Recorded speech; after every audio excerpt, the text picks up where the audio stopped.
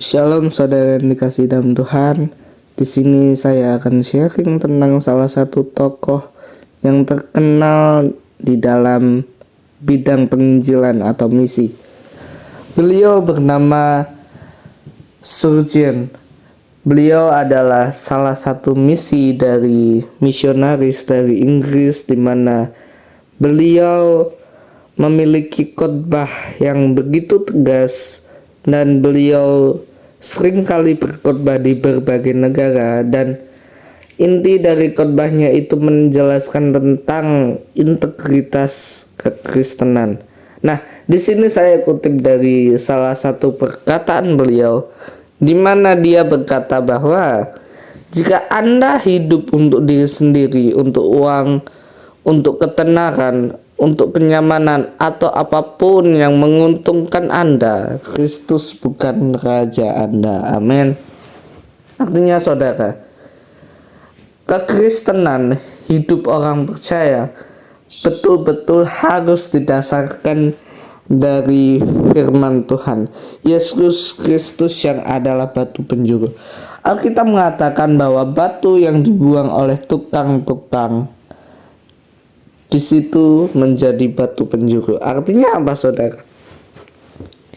Yesus menunjukkan sebuah keteladanan bahwa sekalipun ia menderita, sekalipun ia tidak mementingkan harta duniawi, ia tetap memilih fokus untuk melanjutkan panggilan Bapa, untuk menyelesaikan misi keselamatan sampai akhir di kayu salib. Nah, inilah yang menjadi landasan dasar kehidupan kekristenan, di mana bahwa Yesus Kristus harus menjadi dasar yang utama, baik itu dalam keuangan, dalam keluarga, dalam hubungan, dalam pernikahan, dalam persahabatan, dalam pelayanan, dalam gereja, atau apapun itu. Yesus Kristus tetap menjadi pusat dalam kehidupan kita. Saudara yang dikasih dalam Tuhan, perkataan Spurgeon ini menjelaskan bahwa hidup orang Kristen tidak terlepas dari firman Tuhan. Firman Tuhan di dalam Matius 6 ayat 33, di sana dikatakan, "Carilah dahulu kerajaan Allah dan kebenarannya, maka engkau akan menerima segalanya. Segala sesuatu akan diberikan kepadamu." Artinya saudara, ketika kita sebagai orang percaya mencari terlebih dahulu hadirat Tuhan, maka di situ tidak hanya jasmani kita yang mendapat makan, tetapi rohani kita. Nah, ketika rohani kita sudah penuh, sudah tercukupi, Tuhan sudah memberikan berkat rohaninya, Tuhan juga akan lebih mudah memberikan berkat secara jasmani. Artinya ketika rohani kita, kehidupan rohani kita sudah mapan, sudah dewasa, maka itu akan tercermin, akan terlihat buahnya secara kasat mata, secara fisik akan terlihat buahnya. Yeremia 17 ayat 7 sampai 8 di sana berkatakan, "Diberkatilah orang yang mengandalkan Tuhan, yang menaruh harapannya pada Tuhan. Ia seperti pohon yang ditanam di tepi aliran air, yang merambatkan akar-akarnya sampai ke aliran air." Artinya apa, saudara? Orang percaya dia ibaratkan sebagai pohon yang tertanam di tepi air. Pohon yang tertanam di tepi air kemungkinan mendapat nutrisi, mendapat air, mendapat sumber kehidupan itu lebih besar daripada pohon yang berada jauh daripada air. Nah, saudara, di situ juga dikatakan yang merambatkan akar-akarnya sampai ke aliran air, mata air. Saudara, ketika kita melihat tanaman, ketika akar itu semakin dalam masuk ke dalam tanah, semakin dalam akar itu tertanam, maka akar itu akan semakin gampang mencari nutrisi, saudara. Karena nutrisi terpenting bagi tanaman adalah di dalam akar itu, saudara. Di dalam tanah itu tersimpan banyak nutrisi untuk tanaman. Nah, ketika akar itu sudah semakin dalam menyentuh tanah, maka akar itu akan semakin mudah untuk mencari nutrisi bagi tumbuhannya. Nah, demikian juga kehidupan orang percaya. Ketika orang percaya terus menempel dengan Tuhan Yesus, terus menempel, berpegang teguh pada firman Tuhan, semakin intim orang percaya kepada Tuhan, semakin membangun keintiman, membangun relationship, membangun hubungan dengan Tuhan, maka ia akan semakin mendapat nutrisi, saudara.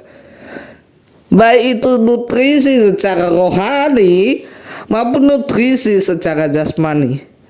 Nah, ini sangat berkaitan, sangat relate dengan kehidupan orang percaya, di mana orang percaya yang memiliki dasar yaitu Yesus Kristus sebagai batu penjuru. Ketika orang percaya semakin intim dengan Tuhan Yesus, semakin melakukan penyembahan, semakin sering berdoa, semakin sering baca Alkitab, semakin sering bayar harga, disitulah letak keintiman orang Kristen, di mana setiap waktu yang diluangkan orang percaya untuk intim dengan Tuhan, maka setiap waktu itu pun dia akan bertumbuh, tidak hanya secara rohani tetapi secara jasmani. Firman Tuhan berkata, kalau engkau sakit, engkau harus berbahagia, engkau harus sukacita. Amin. Hati yang gembira adalah obat, tetapi semangat yang patah mengeringkan tulang. Ini berbicara bahwa Alkitab tidak hanya, firman Tuhan tidak hanya memenuhi kebutuhan spiritual orang percaya, tetapi juga memenuhi kebutuhan fisik, kebutuhan jasmani setiap orang percaya. Nah, ini intinya, saudara, bahwa di mana setiap orang percaya yang mengandalkan terus Tuhan Yesus, yang berpegang terus pada firman Tuhan, yang terus berakar dalam pengajaran firman Tuhan, dalam Tuhan Yesus Kristus sebagai batu penjuru, dia akan senantiasa mendapat nutrisi rohani, di mana setiap ayat Alkitab yang dibaca itu akan tersimpan di dalam kehidupan kita, akan tersimpan di dalam otak setiap orang percaya, sehingga ketika suatu saat dihadapkan suatu masalah, maka orang percaya itu tidak kabur, saudara. Orang percaya itu menyimpan pembendaharaan kata dalam Alkitab, pembendaharaan ayat, menyimpan ayat Alkitab untuk menguatkan dia ketika di dalam masalah, ketika di dalam pencobaan. Nah, ini yang relate sama kehidupan orang percaya, di mana ketika orang percaya semakin intim dengan Tuhan Yesus, dia senantiasa dijaga Tuhan. Ada kisah lain dalam perjanjian lama, Yusuf, saudara. Yusuf sudah dijual, saudara. Dijual kakak-kakaknya ke Mesir, saudara. Bayangkan, saudara, anak seumur 13-14 tahun, seusia SMP, dijual saudara-saudaranya ke Mesir. Betapa traumatiknya dia, betapa sedihnya dia, betapa kita bisa melihat bahwa Yusuf ini tidak punya harapan, saudara. Kehilangan harapan akan keluarganya, akan masa depannya. Tetapi apa yang dilakukan Yusuf? Yusuf tetap bergandengan tangan dengan Tuhan, saudara. Ketika ada juru minum yang meminta Yusuf untuk mengartikan mimpinya, Yusuf bisa mengartikan itu semua, saudara. Sampai akhirnya Yusuf mengartikan mimpi Fir'aun 7 tahun kesuksesan dan 7 tahun kelaparan. Namun di balik semua hasil itu saudara, ada poin penting di dalam ayat 30 pasal 39. Kejadian 39 di sana dikatakan bahwa Yusuf sempat digoda oleh istri Potifar, sempat mengalami godaan, sempat mengalami tantangan. Dia digoda untuk tidur bersama istri Potifar, saudara. Nah, apa yang dikatakan Yusuf, saudara? Dikatakan di ayat yang ke-7 atau tidak yang ke-8, di situ dikatakan, aku telah diberi kepercayaan kekuasaan untuk rumah ini, untuk istana ini, istana Potifar ini. Apakah aku layak berbuat jahat terhadap Allahku, terhadap Potifar? Saudara, Yusuf yang di usia SMP saja, saudara, dia berpegang teguh pada Tuhan. Dia dipakai Tuhan. Bahkan sempat dia dipenjarakan, dia tetap bersama-sama dengan Tuhan. Itu cobaan yang berat, tetapi Yusuf pada waktu masa kecilnya, dia masih bersama-sama dengan Tuhan. Sehingga ini yang bisa kita lihat buahnya, saudara. Yusuf semakin hari semakin dipakai oleh Tuhan, semakin diperlengkapi oleh Tuhan. Dia mengartikan beberapa mimpi, bahkan sampai diangkat Perdana Menteri orang Mesir. Nah, selanjutnya saudara, apakah Yusuf membenci kakak-kakaknya? Pada waktu itu Israel kehilangan pangan. Kakak-kakaknya serta Yakub pergi ke Mesir untuk membeli cadangan makanan. Nah, ketika Yusuf mengetahui soal hal tersebut, saudara, Yusuf tidak mendendam. Yusuf berlari, Yusuf menangis, Yusuf memeluk keluarganya. Betapa Yusuf mengampuni keluarganya, saudara. Ia mungkin tidak lupa dengan apa yang dilakukan kakak-kakaknya. Ia masih ingat, saudara. Tetapi poinnya di sini adalah ketika Yusuf bisa melepaskan pengampunan bagi keluarganya. Sehingga ketika dilepaskan pengampunan, ada damai sejahtera, ada sukacita. Sehingga keluarganya dan Yusuf kembali berbalik kepada Tuhan untuk menyantap apa yang Tuhan sediakan bagi keluarganya. Nah, ini yang harus orang percaya pegang, di mana firman Tuhan berpegang pada Yesus Kristus, senantiasa intim bangun relasi dengan Tuhan, maka orang percaya akan semakin dipakai oleh Tuhan, semakin dilindungi, semakin digenggam oleh Tuhan, semakin disertai Tuhan, semakin diberkati oleh Tuhan.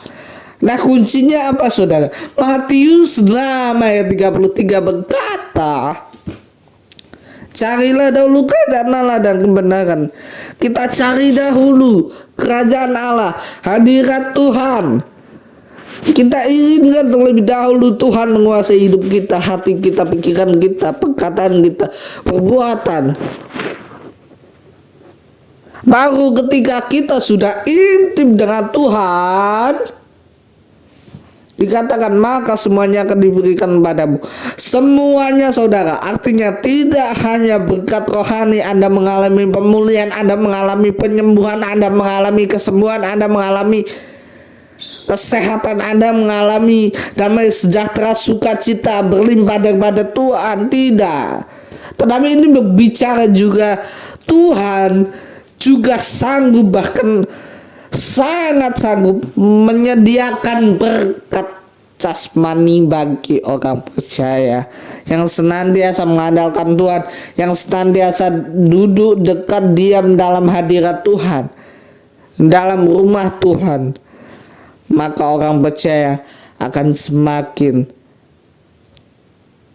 dipakai oleh Tuhan. Penderitaan yang dialami Yusuf, penderitaan yang kita alami sekarang tidak ada artinya bagi penderitaan yang dialami pada zaman dahulu, pada nabi-nabi dahulu, Yusuf serta Yesus dan juga para rasul. Penderitaan zaman dahulu lebih berat, saudara, tetapi mereka bisa mengalaminya, mereka bisa melewatinya bersama Yesus. Apalagi kita sekarang, kita yang belum menderita seberat itu, saudara, masih diberikan kemudahan, akses teknologi, masih bisa melewati dengan segala apa yang kita punya. Kita bisa selesaikan itu dengan mudah. Tentu ketika kita semakin mengandalkan Yesus, semakin intim dengan Yesus dan firman-Nya dan firman Tuhan, maka kita akan semakin bisa untuk melewati setiap pencobaan kita. Ingat, saudara, pencobaan yang diberikan tidak melebihi batas kemampuan kita. Kalau Tuhan izinkan pencobaan itu terjadi, bukan berarti Tuhan ingin menyiksa saudara, bukan berarti Tuhan ingin menghukum saudara, bukan berarti Tuhan ingin membinasakan saudara. Tetapi Tuhan mengizinkan itu supaya kita bisa semakin mengandalkan Tuhan, semakin intim dengan Tuhan, semakin beriman terhadap Tuhan. Amin. Tuhan Yesus memberkati.